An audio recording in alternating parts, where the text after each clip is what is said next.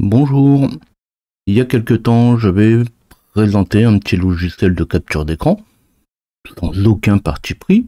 Alors je ne dis pas non plus que tout ce que je sais c'est super, mais dans le cas contraire, finalement j'en parle pas. Alors je ne parle pas non plus des logiciels gratuits qui en définitive ne le sont pas. Et oublier de préciser qu'ils ne sont pas gratuits, je suis pas sûr que ça soit un plus pour eux.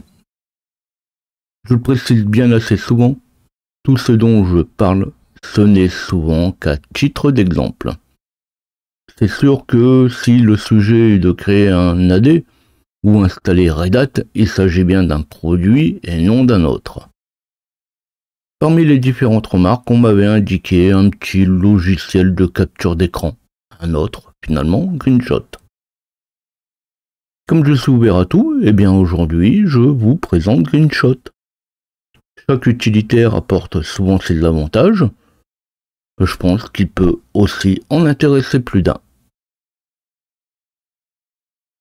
La chaîne traite tout un tas de sujets, pensez à vous abonner et activer la cloche pour recevoir les notifications de mes nouvelles vidéos. Vous pouvez aussi taper LJP Info dans votre navigateur web pour me retrouver. Comme toujours, chacun prend le logiciel qui lui convient le mieux. Pour ma part, je ne fais des captures d'écran que pour le support utilisateur ou dans mes chats.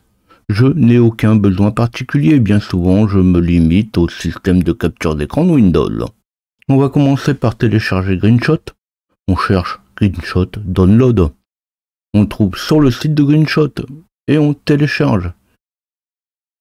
Il n'est pas tout jeune, mais s'il n'y a rien à dire dessus de plus, pourquoi pas? Vous pouvez jeter un œil aux infos pour les utilisateurs de Windows 8, ça peut être valable aussi pour les autres, au cas où le framework 3.5 ne serait pas installé. Bon, 1,7 mégas, ça ne va pas flinguer votre connexion et pas plus de temps pour l'installer. Pour moi, je l'ai déjà téléchargé sur mon bureau, alors il ne me reste plus qu'à double-cliquer dessus. Je ne commande pas, vous regardez au besoin, mais ça reste du classique. Suivant. Ici, je reste tout par défaut, mais vous pouvez voir au besoin et quelques petits outils d'intégration proposés au passage. Puis, ici, il faut utiliser la touche Print Screen, imprime écran pour l'utiliser, si la touche est disponible. Ça, c'est à vous de voir.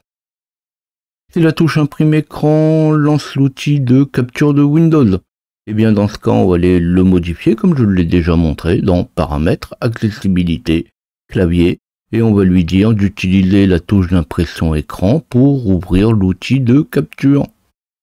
Alors j'ai déjà fait un tuto là-dessus avec toutes les explications.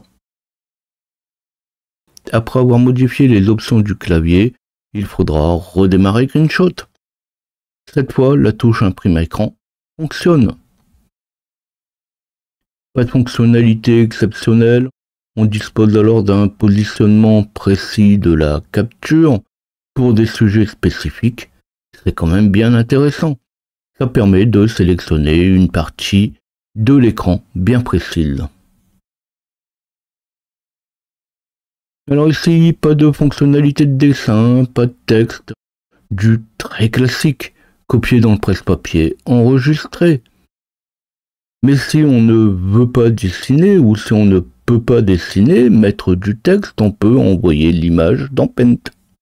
Puis, avec Paint, on peut bien faire ce qu'on veut. Par contre, une fois dans Paint, à vous de copier dans le presse-papier ou l'enregistrer. Et c'est de l'utilisation classique de Paint. Mais vous avez aussi un petit éditeur d'images intégré dans le système, que du simple, mais propose tout ce qu'on veut, du texte, du dessin, du recadrage, quelques actions de miroir, de flou, de bordure, et un bouton pour remettre dans le presse-papier l'image qu'on aura modifiée. Alors comme indiqué au début, je n'ai pas de préférence pour un programme ou un autre. C'est souvent un choix d'utilisateur. Tant que ça fait le travail attendu, Tout dépend de ce qu'on attend finalement du programme. Un utilitaire doit rester simple. S'il faut être polytechnicien pour utiliser un imprimé-écran, ça va pas le faire non plus. C'était donc un autre point de vue, un autre utilitaire pour la capture d'écran. Si l'information vous intéressait, vous pensez à liker. Merci pour l'information. Je ne connaissais pas. Je le dis suffisamment, je ne connais pas tout.